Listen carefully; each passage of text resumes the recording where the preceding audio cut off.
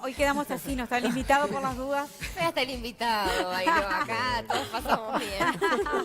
Desde el año 2005, un grupo de investigadores ingresó en Casaballe para estudiar el territorio, la identidad y la memoria del barrio y para conversar sobre esta realidad de este barrio fragmentado y de que está en el tapete en estos últimos tiempos, en los titulares por distintas informaciones, es que recibimos al antropólogo Eduardo Álvarez Pedrosian, autor del libro Casaballe bajo el sol, y justo en este libro dice: era el barro, el frío, la lluvia, los vientos. Te aseguro que viví 5 años mal, muy mal, y la única esperanza que yo tenía era la pensión de mis hijos. Y saqué un préstamo, y fue cuando compré acá. Está hablando de una Alejandra que hablaba en 2003 de su historia. ¿Cómo estás viendo hoy todo lo que el gobierno está poniendo su energía ahí, en realojar, en acomodar los palomares? ¿Cómo te están pareciendo estas políticas que están surgiendo ahora? Bueno, en términos generales, bien, ¿no? Yo ya lo he planteado varias veces en este tiempo que ha transcurrido desde que empezó este operativo. Y claro, hay que pensar en diferentes escalas y diferentes velocidades. Hay una urgencia hoy que tiene que ver con situaciones ya que se fueron completamente de control. Y bueno, como lo plantea el Ministerio del Interior, ¿no? Dar un mensaje duro, directo, porque si no se va completamente todo de las manos. En ese sentido, bien. Después, bueno, conozco lo que conozco gracias a ustedes, a los medios de comunicación. Y después se ha hablado, sí, con planificación urbana, con la gente, especialmente arquitectos y urbanistas, con los que yo más trabajo. Y el plan Cuenca-Casaballe, que lleva años de planteado, bueno, está ahí sobre la mesa y esto se está considerando dentro de eso, ¿no? Porque eso es lo que más me preocupa, digamos. Una visión más a largo plazo de pensar, bueno, a ver si realmente podemos tocar la cuestión estructural que nos llevó a lo que estamos hoy. Claro, antes de llegar a lo que estamos hoy, expliquemos cómo surge los palomares, que tanto se habla hoy, pero es difícil a veces que se sepa cómo surgió, cómo empezó. Los palomares específicamente, la unidad Misiones, 1972, es un momento terriblemente crítico para la historia del Uruguay, a meses de golpe de Estado ya con las medidas prontas de seguridad funcionando, desalojos masivos de Ciudad Vieja, de Barrio Sur, del Cordón Norte, ¿no? Zonas que hoy estamos estudiando con el equipo de investigación, complementando todo esto. Y bueno, y no solamente en Casaballe, en Cerro Norte también, ¿no? Y ahí llegó gente entonces transitoriamente en algo que realmente, si ustedes lo pudieron ver, si lo recorren, ni que hablar, está pensado, bueno, como para efectivamente ser algo transitorio. Se llaman los palomares básicamente porque parece palomares. Claro, y la distancia entre el frente de una casa y el frente de la otra es mínima. No, o sea, pasa una no, persona, digamos. totalmente. Es como que convivís con la persona que vive enfrente tuyo. Sí, claro. Y recordemos que ya Básicamente. en esa época era un plan de emergencia, Era eran un viviendas de plan totalmente emergencia. transitorio, que supuestamente eran unos años. Incluso haciendo las investigaciones, las historias de vida, te encontrás con eso. Aparecen en el libro, que es como un documento, ¿no? Las compraventas del INVE de la época que le hacían pagar a las personas por esas viviendas. Los La desalojaban gente y le hacían Estaba pagar pagando por esas viviendas y en un momento determinado, ya con el golpe de Estado en situación, cambian las autoridades todo institucionalmente, termina pasando en la órbita del banco hipotecario, de pronto se pierde y ya no se sabe a quién pagar. La gente que quería pagar esas viviendas inclusive no sabía a quién pagarle. Entonces ahí se abre un gran periodo, ¿no?, de pauperización, de precarización, de aumento de los asentamientos. Ya esa unidad, Misiones en particular, fue construida en terrenos que eran de la unidad Casaballe, de las sendas, de décadas anteriores, eran terrenos verdes para hacer canchas, espacios deportivos. Entonces ya a priori son Como un vividos barrio como... jardín, digamos. Exacto, son vividos como invasores, porque están ocupando un terreno que era pensado para el otro complejo habitacional, a los cuales, por supuesto, a nadie se le preguntó nada. Y se le avisó que iba a venir gente, de dónde. Imaginen Un la día situación, empezaron a ¿no? construir eso Claro, y punto. otro día apareció toda esta gente que no Exacto. sabía ni de dónde venía ni eran Exacto, nada. y algunos Entonces, que eran de la unidad Casaballe, de las nuevas generaciones, gente joven, tampoco tenía espacio y también se mezcló con la gente que venía desalojada. Y ahí surge la población originaria, ¿no? En un momento que, por la dictadura, estaba prohibido reunirse, ¿no?, hacer reuniones. Entonces un complejo habitacional que tenés que reunirte para cuidarlo, no hacer los gastos comunes, etcétera, ni eso podías hacer. Estamos hablando de 540 viviendas en dúplex, en 3 manzanas hiperhacinadas. ¿Es Súper correcto hacinadas, esto? exactamente. Para que ¿no? vayan dimensionando, De ¿no? lo más hacinado en el Uruguay durante décadas, ¿no? No hay datos precisos, pero así como la población de Montevideo no aumenta hace muchísimo tiempo y se disgrega la ciudad, ¿no? Cada se vez va más, hay como pequeños puntos como ese donde ahí sí hay hacinamiento, Claro. concentración de la pobreza, ¿no? Bien. Esa es la Eduardo, ¿y situación. cómo fue la investigación? ¿Cómo fue trabajar con la gente del barrio? Bueno, fue fantástico, yo siempre lo digo, está en el libro también, agradezco enormemente la posibilidad de un grupo de amigos y bueno, gente que luego fueron amigos, maestros comunitarios y maestros de las escuelas de ahí, psicólogos sociales, que venían trabajando hacía mucho tiempo. Entonces tenían una red, ¿no? de alianzas, de compromisos, afectiva, que permitía entrar, profundizar, que es lo que nos gusta hacer a los antropólogos. Y yo que trabajo en Ciencias de la Comunicación, hoy Información y Comunicación, la FIC, también trabajar desde un lugar mucho más expresivo, de las narrativas, todos estos temas.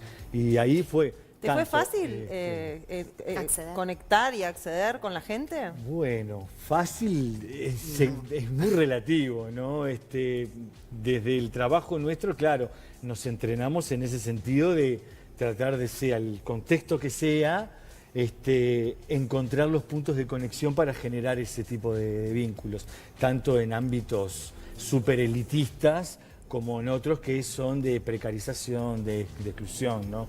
Eso ya depende mucho de cómo uno ejerza lo que llamamos la etnografía, que es este trabajo de campo a partir de participar activamente de las cosas. Hacíamos espacios colectivos de reflexión sobre los problemas del barrio, recorridas con la gente sobre su territorio.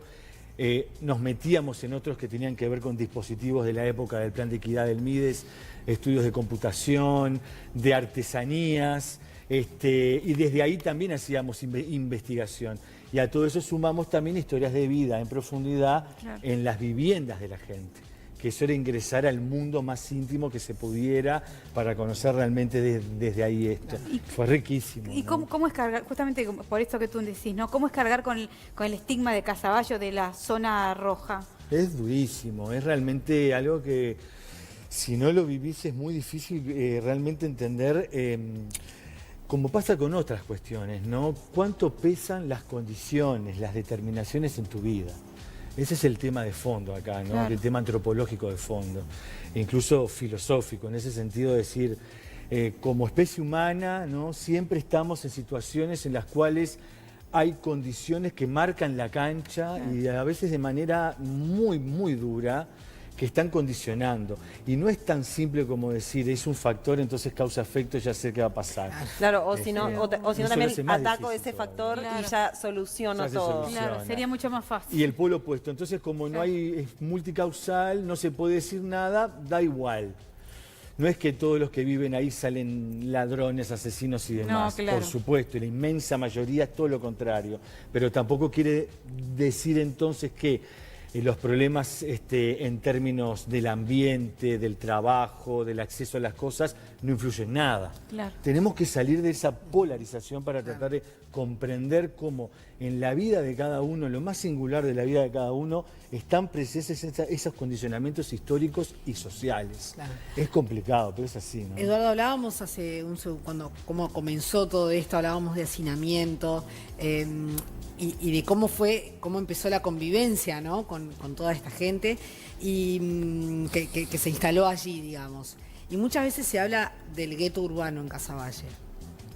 ¿Cómo fue el proceso de quiénes, ya sabemos que muchos fueron reinstalados ahí, pero la gente que ya vivía en el barrio, cómo fue la convivencia y cómo se fue desarrollando hasta llegar a que a veces hasta la CEPAL lo domina como el gueto urbano? Sí, técnicamente, digamos, por suerte no llegamos a esas situaciones de gueto. Esto era lo que se estaba convirtiendo en la Unidad de Misiones ahora, que por eso es que se intervino de esta manera, se estaba generando una condición más de ese tipo, de mayor cerramiento, de ya un nivel de fragmentación y de repliegue sobre sí de esos territorios que ya... ¿Qué quiere decir fragmentación desde el punto de vista de... socioterritorial, ¿no? Que el Estado ¿Qué podía quiere entrar. de ¿no? que no puede entrar nadie que sea de ahí, que los propios que son de ahí también se sienten excluidos del resto, tanto del entorno inmediato como de la ciudad en general, de que se enfrentan y se pelean con el otro cercano como que fuera el enemigo, aunque casi comparten las mismas condiciones. Y esa es una situación que, bueno, que lamentablemente caracteriza a estos territorios de la periferia, y no solamente a los de la periferia, ¿no? También en unos sectores de nuestro territorio donde se han generado muchos barrios privados y demás, también hay fragmentación en el otro sentido. Claro. Y la sociedad integrada, donde vos podés transitar, te sentís libre, tranquila, dueña de poder andar, esa es la que queremos, ¿no? Y ahí no pasa eso. Y el proceso fue muy conflictivo en este sentido, como les comentaba, de que van como apareciendo nuevas poblaciones, nuevas transformaciones en el territorio, nuevos complejos habitacionales, asentamientos, de manera aparentemente desordenada, caótica, invasiva para los demás. Y a pesar de todo, hay comunicación, ¿no? Se tejen relaciones.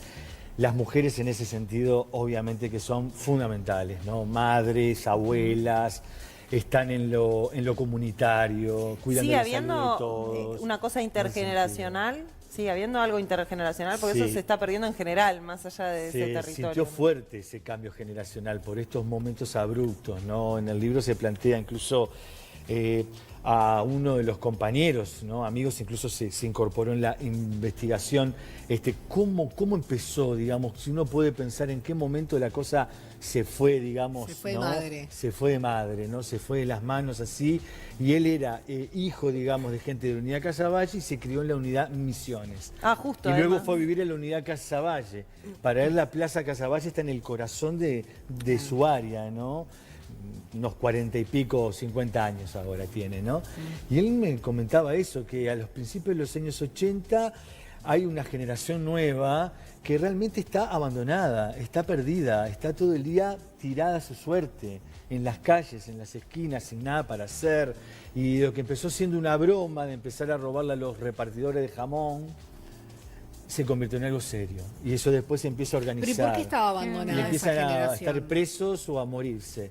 Y la cosa se empieza a hacer una rueda infernal, ¿no? Claro. ¿Y por qué esa generación está Y ahí o sea, vemos ¿cuál es esas la explicación? condiciones, ¿no? Ahí nos encontramos con estas condiciones sociohistóricas de ese Uruguay en dictadura en ese momento, después saliendo en postdictadura, y que viene arrastrando toda esta población que son hijos de una exclusión estructural, que cuando te remontás a las historias de vida te encontrás con la migración campo-ciudad, de contextos de extrema pobreza, de familias numerosas, de hijos abandonados. Estamos Te hablando de encontrás 2 y 3 generaciones. ¿no? Sí, O exactamente. sea, hijos de hijos de hijos de la dictadura también. Hoy en día, Hoy en ¿no? día. Claro. Y esos que fueron a habitar y hoy son los abuelos de estos muchachos de hoy, a su vez eran esos pequeños niños de los medios rurales, del Uruguay vaciado, la Claro. verdad, que nunca tuvo un plan de desarrollo que permitiera que la población se quedara ahí.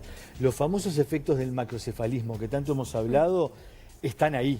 Son este Macrocefalismo, tipo de cosas. hablamos de esta cuestión de la ciudad, Concentración ¿no? De la concentración en la Claro. ciudad y el, Permanente, ¿no? y el salida Ves del el tema campo. étnico-racial, hay todo un capítulo dedicado a lo afro en el libro, porque ahí te encontrás con que se triplica, cuadruplica la cantidad de población que se reconoce afrodescendiente.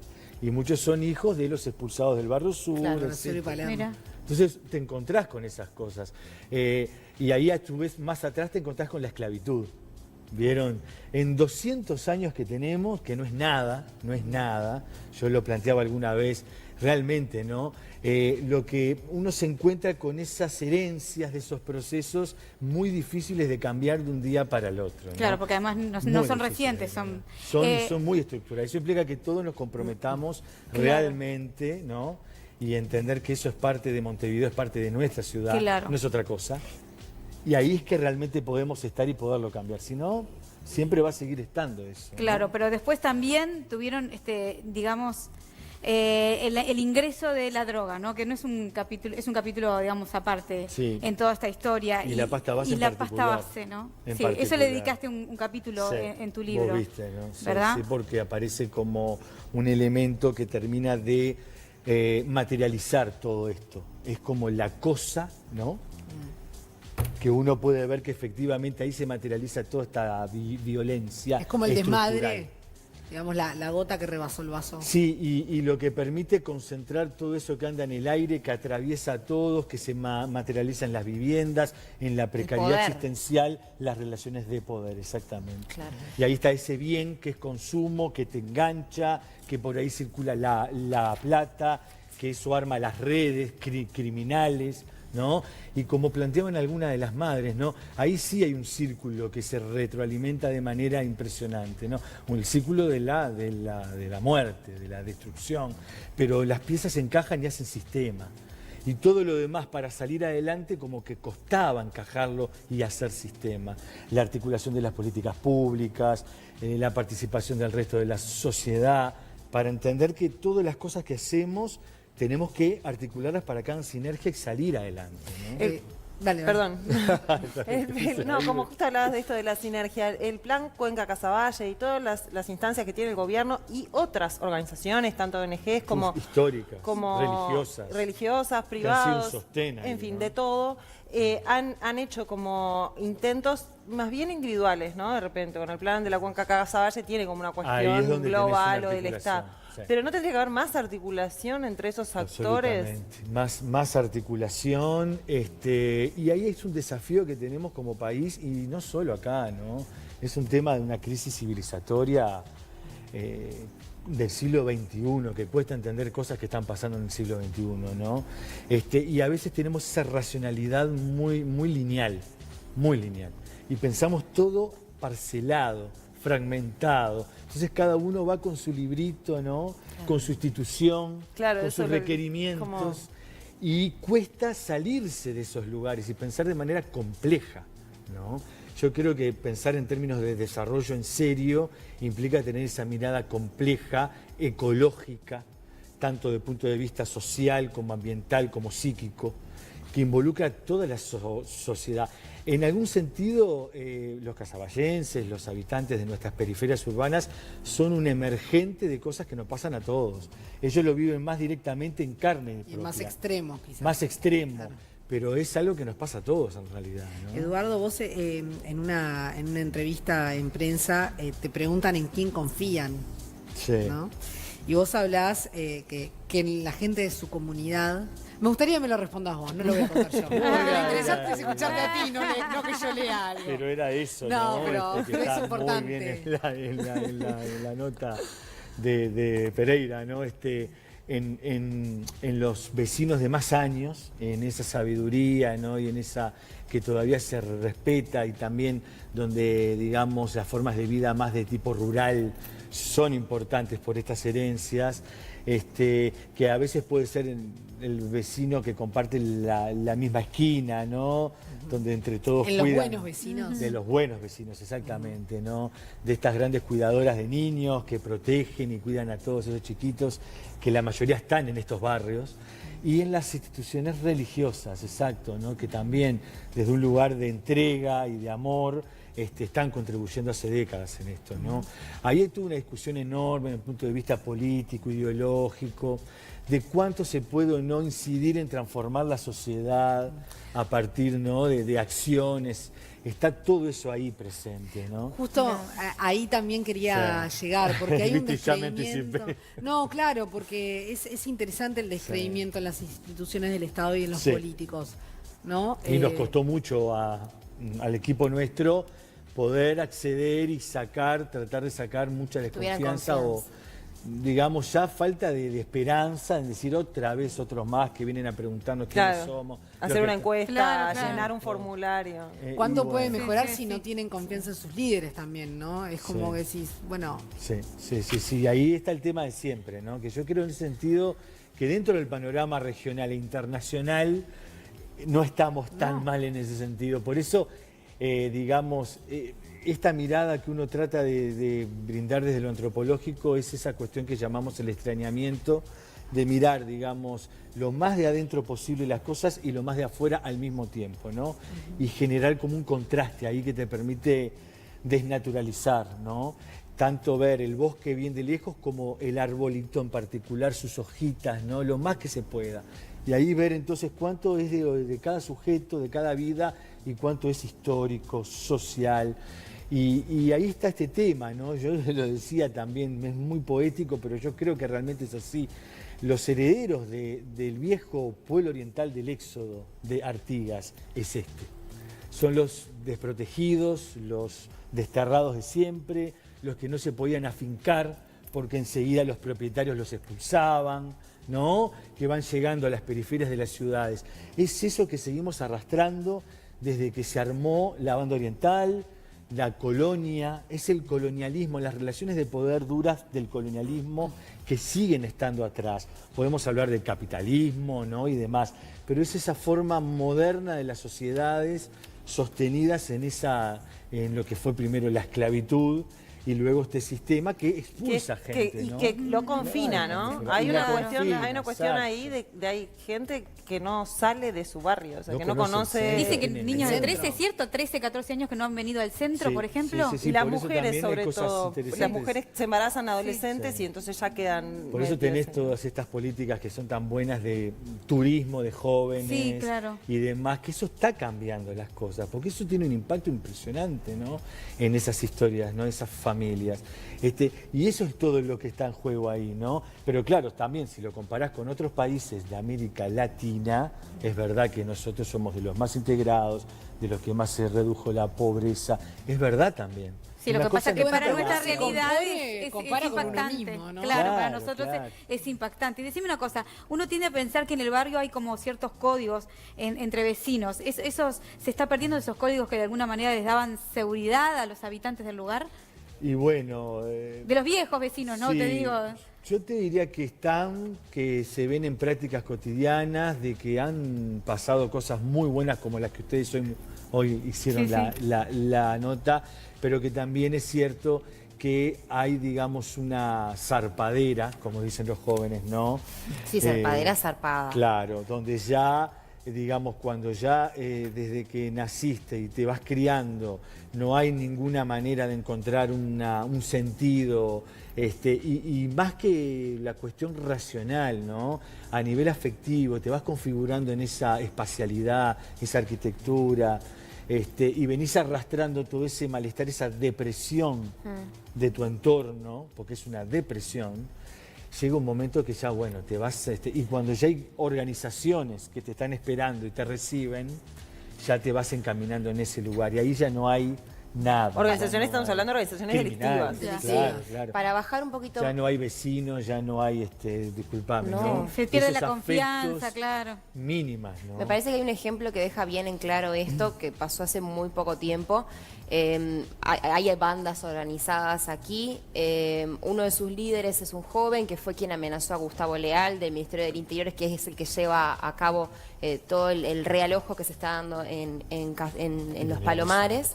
Y ese chico mató a su abuelo porque su abuelo decía que era tibio, que él quería robarle a sus vecinos y su abuelo decía que con los vecinos no se metía. Exacto. Y lo tuvieron un mes en el Vilar de Bo y lo soltaron. Un joven que mató a su propio abuelo, o sea, hasta ahí llegamos. Sí, exactamente. Hasta ahí llegamos. Y antes que pasara todo esto terrible que está pasando ahora, porque bueno, se intervino con fuerza y demás, también las noticias que hemos visto, ¿no?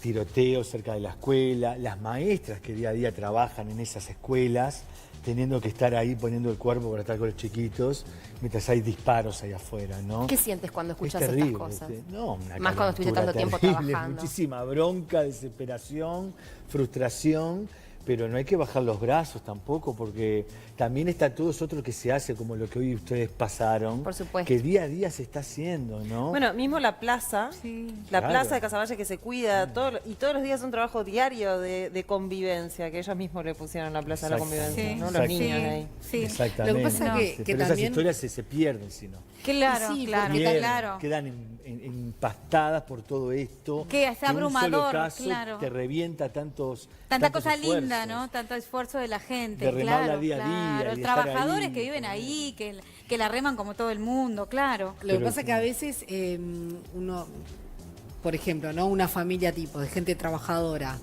tu hijo adolescente, lo contactan estas barras, ¿no? De los chingas, los chunguis y toda esta gente, el narco, digamos, el problema de la droga y las bandas de narcotraficantes.